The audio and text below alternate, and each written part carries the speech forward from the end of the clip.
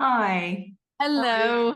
good to see you. So, working with the fourth Fetter, I was sort of quite surprised uh, to have to revisit a want, very delusional, based on, in a way of, I guess, on grief, a refusal to move on, from actually when I moved from the States and the home that we had there, where the move from the States, everything came, all the sort of thing around the family, everything came tumbling down.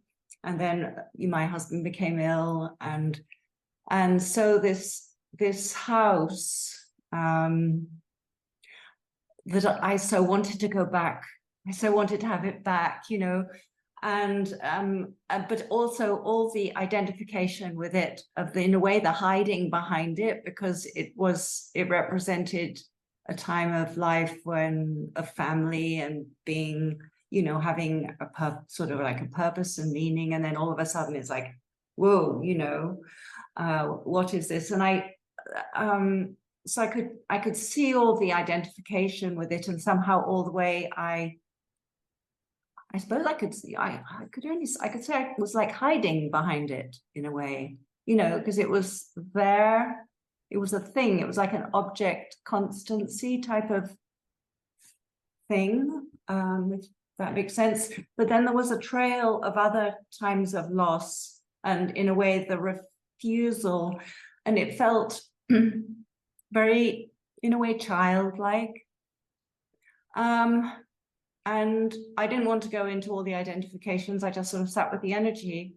But I felt this sort of outward pull of like, I want this, and then I was just left with going through the sensation, revisiting. I looked at pictures at the house, and then sort of got had the sensory reaction, and just and it did, and it became much quieter. But my question is that really it seemed to me that I was taken back into the second Fetter, and that this grief, and in a way, or the refusal, there was a part of me in the body, a child part, because obviously I had, was very happy when the house was sold and all the, at the time, but I didn't realize that there was still this kernel of sadness and still something stuck there.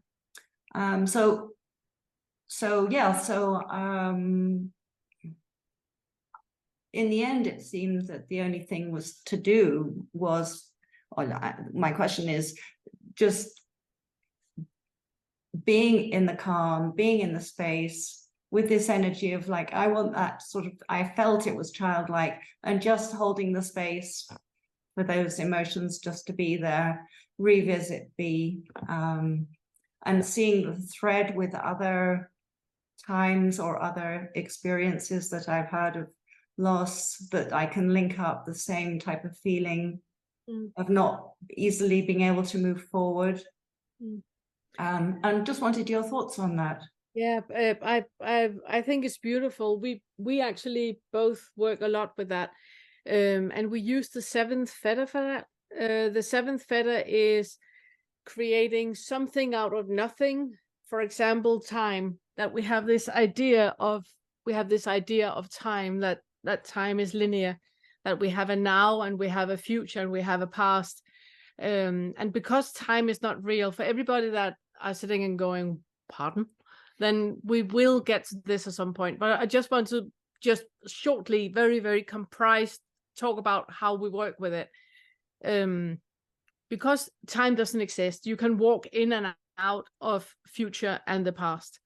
And the advantage with that is that the more knowledge you gain now, and the more awareness you have now, the more awakened you are now, you can go back to previous periods in your life and be your parent, be your loving mother and your protective father, where you are you the way that you are right now. Because if you look back, for example, to your childhood, if you had the Ravina that you are today by your side then, your life would have been completely different. You would have had a parental guidance that you didn't have at that time.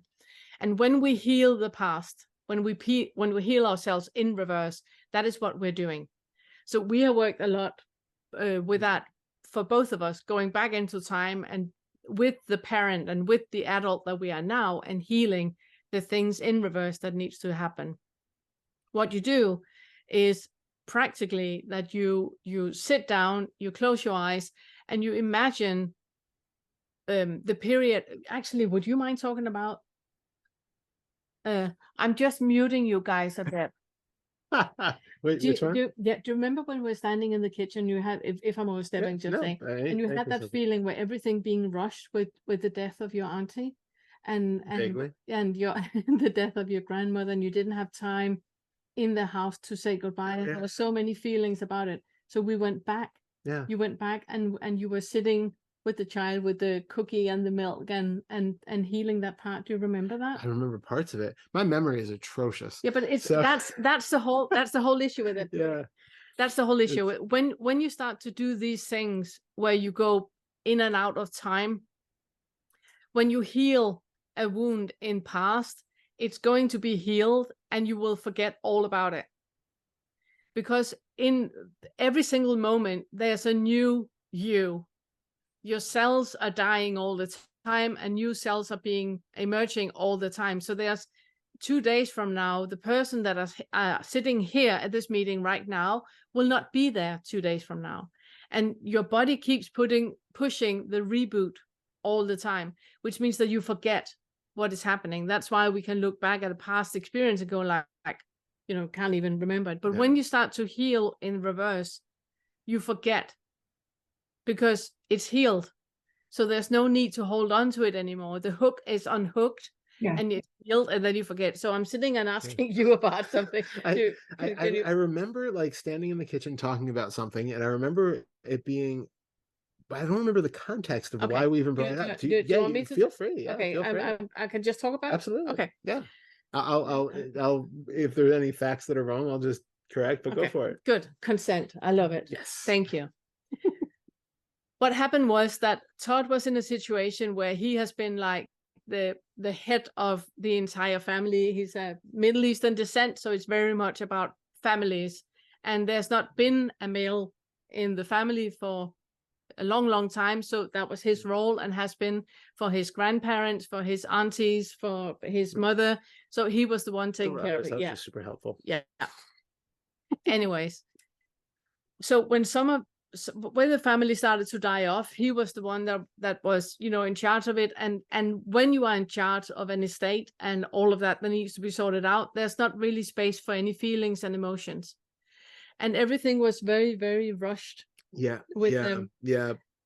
It's some of it is coming as you're saying it. Some of you remember? Yeah, because I was taking care of my aunt's estate when she passed away, and it was my grandparents' house. It was the house that my mother and everybody grew up in, and so I was taking care of my mom at that point, whose health was really, really bad, and so I was going back and forth, cleaning out to sell this house that has been in the family since the 1950s. And with all the stuff in it, and then having to give off stuff to my cousins or whoever was supposed to have stuff, and then liquidate everything else and do all that while still taking care of my mom. It was an extremely rushed process. And I remember not feeling like I didn't have time to grieve, is what we were talking about the whole death and the whole thing came up. The whole thing came up with you hearing a tune from a cartoon. We talked about a cartoon. Yeah. This is the part I don't remember. You heard a tune from a cartoon, and then you remembered the taste of cookies and milk. And then you remembered how you used to go home to your grandmother and having the cookies and the milk. And then you remembered that you actually never had time to grieve the loss of her and the loss of the house.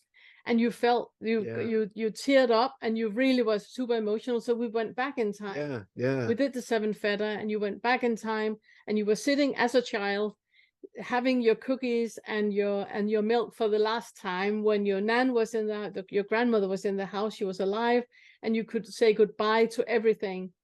And then that unhooked it. Yeah, it's amazing because I literally only remember parts of that now. Yeah. Yeah, that's wild. But the reason why you forget it is that there's not a hook anymore. Yeah. And when you unhook the past like that, you forget it because it's not a hook anymore. You only remember things that are valuable for you to remember or to have. So the more you unhook, the more you will forget. So sorry, Ravina, we just had a conversation here. Hopefully that was helpful to somebody. Yeah. So what I would recommend you to do is to sit down and imagine the house that you miss and all the sadness that you have about the house. Close your eyes and go through every single room one last time and give yourself time to grieve about this room and all the wonderful experiences you had in that room, and go to the next room and remember how it was when the sun came in through the window and how it looked in the winter and how it looked in the fall. And so you really, really put a lot of emphasis on the feelings in your body in every single room and allow yourself to grieve it. And you, as Ravina you are today, are with the Ravina at the time in the room. So you have your back in the experience, and then unhook whatever, experience everything and unhook whatever needs to be unhooked.